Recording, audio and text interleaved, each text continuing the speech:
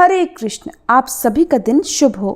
आज दिनांक है 4 जुलाई और दिन है शुक्रवार। आज आषाढ़ मास का 23वां दिन और शुक्ल पक्ष का 9वां दिन है। नौमी तिथि आज दोपहर 4:31 तक रहेगी। बाद में दशमी तिथि प्रारंभ हो जाएगी। आज ब्रह्म मुहूर्त सुबह 4:14 से 5:02 तक रहेगा। सूर्योदय होगा सुबह 5:50 पर, सूर्यास्त शाम 7:12 पर। अमृत काल सुबह 9:37 से 11:25 तक रहेगा। राहु काल सुबह 10:30 से दोपहर 12 बजे तक और आज चित्रा नक्षत्र शाम 4:50 तक रहेगा। बाद में स्वाति नक्षत्र प्रारंभ हो जाएगा। इसके अलावा बहुत ही शुभ योग आज के दिन बन रहे हैं। शिव योग शाम 7:36 तक और बाद में सिद्ध योग प्रारंभ हो जाएगा। सर्वार्थ सिद्धि योग में अगर कोई खास उपाय किया जाए, कोई मंत्र जाप, कोई पूजा की जाए तो उस पूजा से मनोकामना अवश्य पूर्ण होती है। प्रिय श्रोताओं, आषाढ़ मास के 23वें दिन की कथा में आप सभी का स्वागत है। और आज की ये कथा जो उन टूटे हुए मनों की आवाज़ है जो जीवन में बार बार ठुकराए गए हैं। जब सारे रास्ते बंद हो जाएं और कोई सहारा ना दिखे, तब केवल प्रभु ही वो दीपक होते हैं जो अंधेरे में भी दिशा दिखाते हैं। ये कथा उस विश्वास का प्रतीक है जो हमें घोर निराशा में भी ईश्वर की ओर देखने की शक्ति देता है। आज की कथा से पहले हम सभी प्रार्थना करें।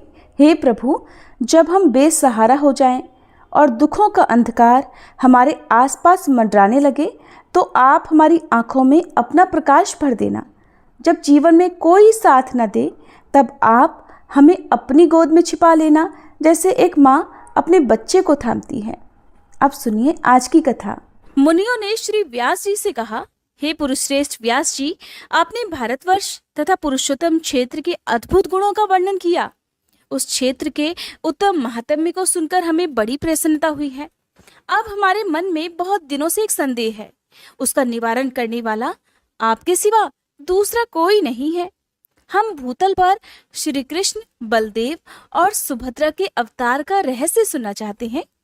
वीरवर श्री कृष्ण और बलभद्र किस लिए अवतीर्ण हुए थे? वे वसुदेव के पुत्र होकर नंद के घर में ही क्यों रहे? यह मर्त्यलोक सर्वथा निस्सार है। इसमें अधिकतर दुख ही दुख भरा है। ये पानी के बुलबुले की तरह अत्यंत चंचल और क्षणभंगुर है। इसकी भयंकरता इतनी बढ़ी हुई है कि उसका विचार आते ही रोंगटे खड़े हो जाते हैं। ऐसे संसार में उन्हें जन्म ग्रहण करने की भला क्या आवश्यकता पड़ी थी? इस भूतल पर अवतीर्ण होकर उन्होंने जो जो लीलाएं की उसका भी विस्तार पूर्वक वर्णन कीजिए। उनका संपूर्ण चरित्र अद्भुत और अलौकिक है। भगवान संपूर्ण देवताओं के स्वामी और सुरश्रेष्ठ हैं और पृथ्वी को उत्पन्न करने वाले तथा अविनाशी परमात्मा हैं। उन्होंने अपने दिव्य स्वरूप को मनुष्यों के बीच में कैसे प्रकट किया? जो भगवान संपूर्ण जंगम प्राणियों की गति हैं, वे मानव शरीर में कैसे आए? इसे देवता और दैत्य भी बड़े आश्चर्य की बात मानते हैं। हे महामुने, आप भगवान विष्णु के आश्चर्यजनक अवतार की कथा भी सुनाइए। भगवान के बल और पराक्रम विख्यात हैं। उनके तेज की कहीं कोई तुलना नहीं है। वे अपने अलौकिक चरित्रों के द्वारा आश्चर्य रूप जान पड़ते हैं। आप उनके तत्व का वर्णन कीजिए। मुनिवर, भगवान पुरुषोत्तम देवताओं की पीड़ा दूर करने वाले और सर्वव्यापी हैं। जगत के रक्षक और सर्वलोक महेश्वर हैं। संसार की सृष्टि, पालन और संहार सब वे ही करते हैं। वे ही सब लोगों को सुख देने वाले हैं। वे अक्षय, सनातन, अनंत, क्षय और वृद्धि से रहित, निर्लेप, निर्गुण, नित्य, अचल, निर्मल, शाश्वत परमात्मा है। सतयुग में उनका विशुद्ध हरि नाम सुना जाता है। देवताओं में वे वैकुंठ और मनुष्यों में श्री कृष्ण नाम से विख्यात हैं। उन्हीं परमेश्वर की भूत और भविष्य लीलाओं को, जिनका रहस्य अत्यंत गहन है, आज हम सुनना चाहते हैं। मुनियों की बात सुनकर व्यास जी कहने लगे, हे मुनियों, जो संपूर्ण देवताओं के स्वामी, सबकी उत्पत्ति के कारण, पुराण पुरुष, सनातन, अविनाशी, चतुर्व्यूह स्वरूप, निर्गुण, असीम, यज्ञांग और देवता आदि के प्रेतम हैं, उन भगवान विष्णु को मैं नमस्कार करता हूँ, जिनसे लघु और जिनसे महान दूसरा कोई नहीं है, जिन अजन्मा प्रभु ने संपूर्ण चराचर जगत को व्याप्त कर रखा है और जो आविर्भाव, तिरोभाव, दृष्ट और अदृष्ट से विलक्षण है, सृष्टि और संहार को भी जिनका स्वरूप बतलाया जाता है, उन आदिदेव परब्रह्म परमात्मा को मैं समाधि के द्वारा प्रणाम करता हूँ। जो संपूर्ण विकारों से रहित, शुद्ध, नित्य, सदा एक रूप रहने वाले और विजयी हैं, उन परमात्मा श्री विष्णु को नमस्कार है। जो हिरण्यगर्भ, हरि, शंकर तथा वासुदेव कहलाते हैं, जिनसे समस्त प्राणियों का तरण तारण होता है, जो सृष्टि, पालन और संहार करने वाले हैं, उन भगवान को नमस्कार है। जो एक होते हुए भी अनेक रूपों में प्रकट होते हैं, स्थूल और सूक्ष्म, व्यक्त और अव्यक्त जिनके स्वरूप हैं और जो मोक्ष के कारण हैं, उन भगवान विष्णु को नमस्कार है। जो जगन्मय हैं, जगत की सृष्टि, पालन और संहार के मूल कारण है, उन परमात्मा भगवान विष्णु को नमस्कार है। जो सूक्ष्म से भी सूक्ष्मतर, संपूर्ण विश्व के आधारभूत, समस्त प्राणियों के भीतर विराजमान और अपनी महिमा से कभी च्युत न होने वाले हैं, उन भगवान पुरुषोत्तम को प्रणाम है। जो वास्तव में अत्यंत निर्मल ज्ञान स्वरूप होते हुए भी भ्रमपूर्ण दृष्टि के कारण भिन्न भिन्न पदार्थों के रूप में स्थित दिखाई देते हैं, जिनका आदि नहीं है। जो संपूर्ण जगत के ईश्वर, अजन्मा, अक्षय और अविनाशी हैं, उन भगवान श्री हरि को नमस्कार करके मैं उनके अवतार की कथा प्रारंभ करता हूँ। इस प्रकार व्यास जी ने भगवान श्री हरि की स्तुति की। पूर्व काल में दक्ष आदि श्रेष्ठ मुनियों के पूछने पर कमल योनि भगवान ब्रह्मा ने जो कुछ भी कहा था, हे मुनियों, वही मैं आप लोगों से कहूंगा। जो अपने चारों मुखों से ऋक, साम आदि चारों वेदों का उच्चारण करते हुए तीनों लोकों को पवित्र करते हैं, जिनका प्रादुर्भाव एकार्णव के जल से हुआ है, असुरगण जिनके यज्ञों का लोप नहीं कर पाते, उन भगवान ब्रह्मा जी को प्रणाम करके मैं उन्हीं की कही हुई कथा आरंभ करता हूँ। जिन्होंने सृष्टि के उद्देश्य से धर्म आदि को प्रकट किया है, उन अव्यक्त जन्मा ब्रह्मा जी के संपूर्ण मत का ही मैं वर्णन करूंगा। तत्वदर्शी मुनियों ने जल को नार कहा है। वह नार पूर्व काल में भगवान का अयन अर्थात निवास स्थान हुआ, इसलिए वे नारायण कहलाते हैं। वे भगवान नारायण सबको व्याप्त करके स्थित हैं। वे ही सगुण और निर्गुण कहलाते हैं। वे दूर भी हैं और समीप भी। उनकी वासुदेव संज्ञा है। ममता का त्याग करने पर ही उनका साक्षात्कार होता है। उनमें रूप और वर्ण आदि काल्पनिक भाव नहीं है। वे सदा शुद्ध, सुप्रतिष्ठित और एक रूप हैं। जब जब धर्म की हानि और अधर्म का उत्थान होता है, तब तब वे अपने आप को संसार में प्रकट करते हैं। पूर्व काल में उन्हीं प्रजापालक भगवान ने वराह रूप धारण करके थूथन से जल को हटाया और रसातल में डूबी हुई पृथ्वी को अपनी एक दाढ़ से कमल के फूल की तरह ऊपर उठा लिया। उन्होंने ही नरसिंह रूप धारण करके हिरण्यकश्यपु का वध किया और विप्रचिति आदि अन्य दानवों को भी मार गिराया। फिर वामन अवतार लेकर माया से बलि को बांधा और दैत्यों को जीतकर तीनों लोगों को अपने 3 पगों से ही नाप लिया। वे ही भृगुवंश में परम प्रतापी जमदग्नि कुमार परशुराम के रूप में उत्पन्न हुए, जिन्होंने पिता के वध का बदला लेने के लिए क्षत्रियों का संहार कर डाला। उन्हीं भगवान ने अत्रि कुमार प्रतापी दत्तात्रेय के रूप में अवतीर्ण होकर महात्मा अर्लक को अष्टांग योग का उपदेश दिया। त्रेता युग में दशरथ नंदन श्री राम के रूप में प्रकट होकर उन्होंने ही त्रिभुवन को भय देने वाले रावण का युद्ध में संहार किया था। प्रलय काल में जब सारी सृष्टि एकार्णव में निमग्न हो गई, उस समय देवताओं के भी देवता जगतपति श्री विष्णु 1 सहस्त्र युगों तक शेषनाग की शैया पर सोते रहे। वास्तव में वे योग निद्रा का आश्रय लेकर अपनी योग महिमा में स्थित हो गए थे। संपूर्ण चराचर जगत को उन्होंने अपने उदर में स्थापित कर रखा था। जनलोक निवासी सिद्ध और महर्षि उनकी स्तुति किया करते थे। उसी समय उनकी नाभि से एक कमल प्रकट हुआ, जो दिशा रूपी पत्रों से सुशोभित अग्नि और सूर्य के समान तेजोमय और पर्वत रूपी केसरों से अलंकृत था। स्वर्णमय मेरुगिरी उसका किंजल अर्थात केसर का मध्य भाग था। वह कमल ही पितामह ब्रह्मा जी का सुंदर ग्रह था और उसी में 4 मुखों वाले देवाधिदेव ब्रह्मा जी प्रकट हुए। उस समय भगवान विष्णु के कानों की मैल से 2 महाबली और महापराक्रमी दानव उत्पन्न हुए। वे ब्रह्मा जी को मार डालने के लिए तत्पर हो गए, जिनका नाम मधु और कैटभ था। भगवान ने तब समुद्र रूपी शयन ग्रह से उठकर उन दोनों दुर्धर्ष दैत्यों का वध किया था। ये तथा और भी भगवान की असंख्य लीलाएं हैं, जिनकी मैं गणना नहीं कर सकता। मुनियों, इस समय अजन्मा भगवान के जिस अवतार का प्रसंग चल रहा है वह मथुरा में हुआ था। इस प्रकार भगवान की जो सात्विक मूर्ति है वही अवतार धारण करती है।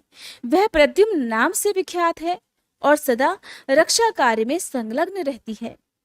वह भगवान वासुदेव की इच्छा के अनुसार देवता, मनुष्य और तिर्यक योनियों में अवतीर्ण होती है और उसी के अनुकूल स्वभाव भी बना लेती है। भक्त पुरुषों द्वारा पूजित होने पर वह उनकी मनोवांछित कामनाओं को भी पूर्ण करती है। इस तरह मैंने यहाँ भगवान के अवतार का रहस्य बतलाया है। भगवान विष्णु यद्यपि कृतकृत्य हैं, उन्हें कुछ भी करना अथवा पाना नहीं है, तब भी वे लोक कल्याण के लिए ही मानव रूप में प्रकट हुए थे। व्यास जी कहते हैं, मुनिवरों, अब मैं संक्षेप से श्री हरि के अवतार का वर्णन करता हूँ, सुनो। भगवान इस पृथ्वी का भार उतारने की इच्छा से अवतार लेते हैं। जब जब धर्म की हानि होती है और अधर्म बढ़ने लगता है, तब तब भगवान जनार्दन अपने स्वरूप के 2 भाग करके यहाँ अवतीर्ण होते हैं। साधु पुरुषों की रक्षा, धर्म की स्थापना, दुष्टों तथा अन्य देवद्रोहियों का दमन और प्रजा वर्ग का पालन करने के लिए वे प्रत्येक युग में अवतार धारण करते हैं। पहले की बात है, ये पृथ्वी अत्यंत भार से पीड़ित होकर मेरु पर्वत पर देवताओं के समाज में गई और वहां ब्रह्मा आदि सभी देवताओं को प्रणाम करके खेद और करुणा मिश्रित वाणी में अपना सब हाल सुनाने लगी कि स्वर्ण के गुरु अग्नि, गौओं के गुरु सूर्य तथा मेरे गुरु संपूर्ण लोकों के वंदनी भगवान नारायण हैं। इस समय ये कालनेमी आदि दैत्य मर्त्यलोक में जन्म लेकर दिन रात प्रजा को कष्ट दे रहे हैं। सर्वशक्तिमान भगवान विष्णु ने जिस कालनेमी नामक महान असुर का वध किया था, वही अब उग्रसेन कुमार कंस के रूप में उत्पन्न हुआ है। अरिष्टि, धेनुक, केशी, प्रलंब, नरक, सुंदासुर, अत्यंत भयानक बलि कुमार बाणासुर तथा और जो भी महापराक्रमी दुरात्मा दैत्य राजाओं के घर में उत्पन्न हुए हैं, उनकी मैं गणना नहीं कर सकती।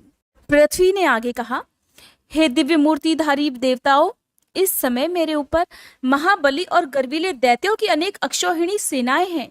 हे सुरेश्वरों, मैं आप लोगों को बताई देती हूँ कि उन दैत्यों के भारी भार से पीड़ित होने के कारण अब मुझ में अपने को धारण करने की भी शक्ति नहीं रह गई है। अतः अब आप लोग मेरा भार उतारिए। पृथ्वी का ये वचन सुनकर संपूर्ण देवताओं ने उसका भार उतारने के लिए ब्रह्मा जी को प्रेरित किया। तब ब्रह्मा जी कहने लगे, देवताओं, पृथ्वी जो कुछ कहती है वह सब ठीक है। वास्तव में मैं, महादेव जी और तुम लोग, तुम सब भगवान नारायण के ही स्वरूप हो। भगवान की जो विभूतियां हैं, उन्हीं की परस्पर न्यूनता और अधिकता बाध्य बाधक रूप से रहा करती है। इसलिए आओ हम लोग क्षीर सागर के उत्तम तट पर चलते हैं और वहां श्री हरि की आराधना करके ये सब वृतांत उनसे निवेदित करते हैं। वे सबके आत्मा है, संपूर्ण जगत उनका ही रूप है। वे सदा ही जगत का कल्याण करने के लिए अपने अंश से अवतार लेकर धर्म की स्थापना करते हैं। ऐसा कहकर ब्रह्मा जी संपूर्ण देवताओं के साथ क्षीर सागर के तट पर गए और एकाग्रचित होकर भगवान गरुड़ ध्वज की स्तुति करने लगे। श्री ब्रह्मा जी बोले, हे सहस्त्र मूर्ते, आपको बारंबार नमस्कार है।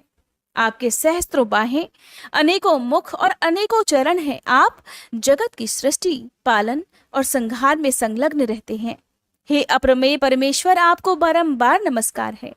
हे भगवान, आप सूक्ष्म से भी अत्यंत सूक्ष्म, परम महान और बड़े बड़े गुरुओं से भी अधिक गौरवशाली हैं। आप प्रकृति, समष्टि, बुद्धि, महतत्व, अहंकार तथा वाणी के भी प्रधान मूल हैं। अपरा प्रकृतिमय संपूर्ण जगत आपका ही स्वरूप है। आप हम पर प्रसन्न होइए। हे देव, ये पृथ्वी आपकी शरण में आई है। इस समय भूतल पर जो बड़े बड़े असुर उत्पन्न हुए हैं, उनके द्वारा पीड़ित होने से इसके पर्वत रूपी बंधन शिथिल हो गए हैं। आप संपूर्ण जगत के परम आश्रय हैं। आपकी महिमा अपरंपार है। अतः ये वसुधा अपना भार उतरवाने के लिए ही आपकी सेवा में उपस्थित हुई है। हम लोग भी यहाँ उपस्थित हुए हैं। ये इंद्र, दोनों अश्विनी कुमार, वरुण, रुद्र, वसु, आदित्य, वायु, अग्नि तथा अन्य संपूर्ण देवता भी यहाँ खड़े हैं। देवेश्वर, मुझे तथा इन देवताओं को जो कुछ भी करना हो उसके लिए आज्ञा दीजिए। आपके ही आदेश का पालन करते हुए हम लोग सदा संपूर्ण दोषों से मुक्त रह सकेंगे। ब्रह्मा जी के इस प्रकार स्तुति करने पर श्री परमेश्वर भगवान विष्णु ने अपने श्वेत और कृष्ण दो केश उखाड़े और देवताओं से कहा, मेरे ये दोनों केश ही भूतल पर अवतार लेकर पृथ्वी के भार और क्लेश का नाश करेंगे। संपूर्ण देवता भी अपने अपने अंश से पृथ्वी पर अवतीर्ण होकर पहले से उत्पन्न हुए उन्मत्त दैत्यों के साथ युद्ध करें। इसमें संदेह नहीं कि नाना प्रकार के अस्त्र शस्त्रों से चूर्ण होकर जो संपूर्ण दैत्य नष्ट हो जाएंगे। वसुदेव की पत्नी जो देवकी देवी हैं, उनके 8वें गर्भ से मेरा यह श्याम केश प्रकट होगा। भूतल पर अवतीर्ण होकर ये काल नेमि के अंश से उत्पन्न हुए कंस का वध करेगा। ऐसा कहकर भगवान श्री हरि अंतर्ध्यान हो गए। अंतर्ध्यान हो जाने पर उन परमात्मा को प्रणाम करके संपूर्ण देवता मेरु पर्वत के शिखर पर चले गए और वहां से पृथ्वी पर अवतीर्ण हुए। एक दिन महर्षि नारद ने कंस से जाकर कहा, नारायण नारायण, कंस, देवकी के 8वें गर्भ से भगवान विष्णु उत्पन्न होंगे जो स्वयं तुम्हारा वध करेंगे। ये सुनकर कंस को बड़ा क्रोध हुआ और फिर उसने देवकी तथा वसुदेव को कारागृह में बंदी बना लिया। वसुदेव ने ये प्रतिज्ञा की थी कि देवकी के गर्भ से जो जो पुत्र उत्पन्न होगा उसे मैं स्वयं लाकर दिया करूंगा। इसके अनुसार उन्होंने अपना प्रत्येक पुत्र कंस को अर्पित कर दिया। ऐसा सुना जाता है कि प्रथम उत्पन्न हुए 6 गर्भ हिरण्यकशिपु के पुत्र थे, जिन्हें भगवान विष्णु की प्रेरणा से योग निद्रा ने क्रमशः देवकी के उदर में स्थापित कर दिया था। योग निद्रा भगवान विष्णु की महामाया है, जिसने अविद्या रूप से संपूर्ण जगत को मोहित कर रखा है। उससे श्री हरि ने कहा, हे निद्रे, तू मेरी आज्ञा से जा और पातालवासी 6 गर्भों को एक एक करके देवकी के गर्भ में पहुंचा दे। ये सब कंस के हाथों से मारे जाएंगे। तत्पश्चात मेरा शेष नामक अंश अपने अंशांश से देवकी के उदर में 7वें गर्भ के रूप में प्रकट होगा। वसुदेव जी की दूसरी पत्नी रोहिणी आजकल गोकुल में रहा करती है। तू प्रसव काल में वह गर्भ रोहिणी के ही उदर में डाल देना। उसके विषय में लोग यही कहेंगे कि देवकी का 7वां गर्भ भोजराज कंस के डर से गिर गया। गर्भ का संकर्षण होने से रोहिणी का वह वीर पुत्र लोक में संकर्षण नाम से विख्यात होगा। उसके शरीर का वर्ण श्वेत गिरी के शिखर की भांति गौर होगा। फिर मैं देवकी के उदर में प्रवेश करूंगा। उस समय तुझे भी यशोदा के गर्भ में अविलंब प्रवेश करना होगा। वर्षा ऋतु में श्रावण मास के कृष्ण पक्ष की अष्टमी तिथि को आधी रात के समय मेरा प्रादुर्भाव होगा और तू 9वीं तिथि में यशोदा के गर्भ से जन्म लेगी। उस समय वसुदेव मेरी शक्ति से प्रेरित होकर मुझे तो यशोदा की शैया पर पहुंचा देंगे और तुझे देवकी के पास लाएंगे। फिर कंस तुझे लेकर पृथ्वी की शिला पर पछाड़ेगा, किंतु तू उसके हाथ से निकलकर आकाश में ठहर जाएगी। ऐसा करने पर इंद्र मेरे गौरव का स्मरण करके तुझे 100 बार प्रणाम करेंगे और विनीत भाव से तुझे अपनी बहन बना लेंगे। फिर तू शुंभ निशुंभ आदि सहस्त्रों दैत्यों का वध करके अनेक स्थान बनाकर सारी पृथ्वी की शोभा बढ़ाएगी। भूति, सन्नति, कीर्ति, कांति, पृथ्वी, धृति, लज्जा, पुष्टि, उषा तथा अन्य जो भी स्त्री नामधारी वस्तु है वह सब तू ही है, जो प्रातःकाल और अपराह्न में तेरे सामने मस्तक झुकाएंगे और तुझे आर्या, दुर्गा, वेद गर्भा, अंबिका, भद्रा, महाकाली, क्षेम्या तथा क्षेमंकरी आदि कहकर तेरी स्तुति किया करेंगे। उनके समस्त मनोरथ मेरे प्रसाद से सिद्ध हो जाएंगे। जो लोग भक्ष्य भोजन सामग्री से तेरी पूजा करेंगे, उन मनुष्यों पर प्रसन्न होकर तू उनकी समस्त अभिलाषाएं पूर्ण करेगी। वे सब लोग सदा मेरी कृपा से निश्चय ही कल्याण के भागी होंगे। अतः हे देवी, जो कार्य मैंने तुझे बताया है उसे पूर्ण करने के लिए जा। इस प्रकार श्री हरि ने योग निद्रा को आज्ञा दी। इसके आगे का वृतांत आप आने वाले अध्याय में सुनेगा, जिसमें भगवान का अवतार, गोकुल गमन, पूतना वध, संकट भंजन, यमलार्जुन उद्धार, गोपों का वृंदावन गमन तथा बलराम और श्री कृष्ण का बछड़े चराने का बहुत ही सुंदर प्रसंग है। उम्मीद करती हूँ आज की ये वीडियो भी आपको हर बार की तरह पसंद आई होगी।